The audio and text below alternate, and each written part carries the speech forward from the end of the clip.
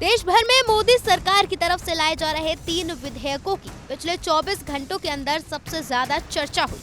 केंद्र सरकार संसद में 3 विधेयक लाने जा रही है। इन विधेयकों में केंद्र शासित संशोधन विधेयक और संविधान का 130वां संशोधन विधेयक बेहद खास माना जा रहा है। इस विधेयक की मदद से पीएम से लेकर प्रदेशों के सीएम और किसी भी मंत्री का आपराधिक आरोपों की वजह से पद से हटने का अधिकार होगा। सरकार जो 3 नए विधेयक ला रही है उनके नाम क्या है? केंद्र शासित प्रदेश सरकार संशोधन विधेयक 2025, संविधान 130वां संशोधन विधेयक 2025, जम्मू कश्मीर पुनर्गठन संशोधन विधेयक 2025। विपक्ष इस बिल का विरोध कर रहा है। उसका कहना है कि इस बिल से केंद्र एजेंसियों के और ज्यादा दुरुपयोग और राज्यों की सरकारों को अस्थिर करने का रास्ता खुल जाएगा। हमारे देश में एसआई से लेकर इंस्पेक्टर से लेकर एसीपी बोलिए, डीवाईएसपी बोलिए, डीसीपी बोलिए, एडिशनल सीपी, सीपी, डीजीपी तक कौन बनाता है इनको? रूलिंग पार्टी बनाती है। आईटी के ऑफिसर कौन बनाता है? ईडी के, सीबीआई को रूलिंग पार्टी बनाती है। आप बताइए फिर कहां इंडिपेंडेंस रहेगा इन लोगों का? आप कैबिनेट के 6-7 लोगों को केस लगाइए, 30 दिन डालिए अंदर जेल में, गवर्नमेंट गिर गई उनकी। तो ये असल मकसद वो है, ये अनकॉन्स्टिट्यूशनल। अच्छा, उस बिल में ये भी है कि प्राइम मिनिस्टर को कौन अरेस्ट करेगा? प्राइम मिनिस्टर को बताइए। और प्राइम मिनिस्टर ये उसमें उस बिल में कह रहे हैं, प्राइम मिनिस्टर के बिल में कह रहे हैं कि प्रेसिडेंट करेगा। अरे भाई, संविधान में हमने लिख दिया कि the president will act on the aid and advice of the council of ministers.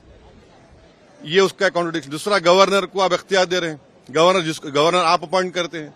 तो ऑल इन ऑल ये हमारी डेमोक्रेसी के लिए, ड्यू प्रोसेस के लिए, बल्कि भारत को एक पुलिस स्टेट बनाने का काम बीजेपी सरकार करना चाहती है इन तीनों बिलों के जरिए, जिसकी हम पुरजोर इसकी मुखालिफत करेंगे। Tomorrow you can put any kind of case on a chief minister and put him in jail for 30, have him arrested for 30 days without even him being convicted, and then he ceases to be chief minister. It's there plain for everybody to see.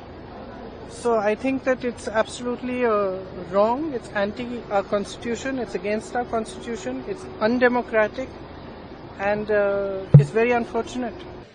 अब जिन राज्यों में BJP के मुख्यमंत्री नहीं हैं, मंत्री नहीं हैं, उनको हटाने के लिए एक दूसरा तरीका ये गवर्नमेंट ला रही है। मतलब डेमोक्रेटिक नॉर्म्स नाम की कोई चीज बची नहीं है, और ये अभी बिल लाने वाले समझ नहीं रहे हैं। जिस दिन जाएंगे दोबारा कभी लौट के नहीं आएंगे। इनके इन कर्मों का इनके लोग भी खुद विरोध करने लगे हैं। आजाद समाज पार्टी के अध्यक्ष और नगीना सांसद चंद्रशेखर आजाद ने इन बिलों का विरोध करते हुए एक और मांग सामने रखी है कि आगे से जो भी जेपीसी बनती है उन्हें उसमें शामिल किया जाए।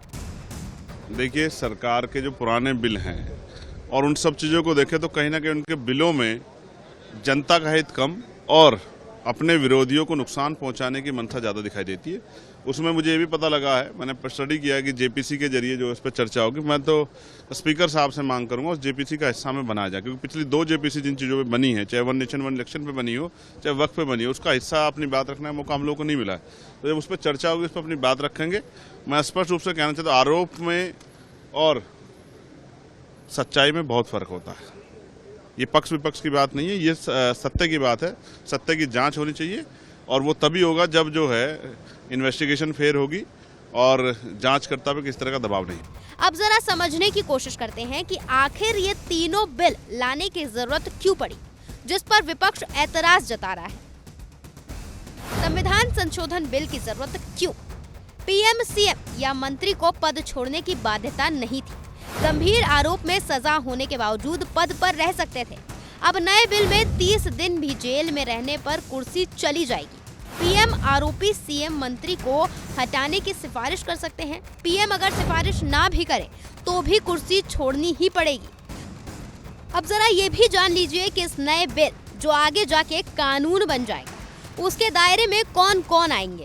प्रधानमंत्री, मुख्यमंत्री, केंद्रीय मंत्री, राज्यों के मंत्री। खैर, विपक्ष की इन शंकाओं और आशंकाओं के बीच इसे जेपीसी में भेजने की भी तैयारी है। देखना ये होगा कि आगे विपक्ष क्या रुख अपनाता है।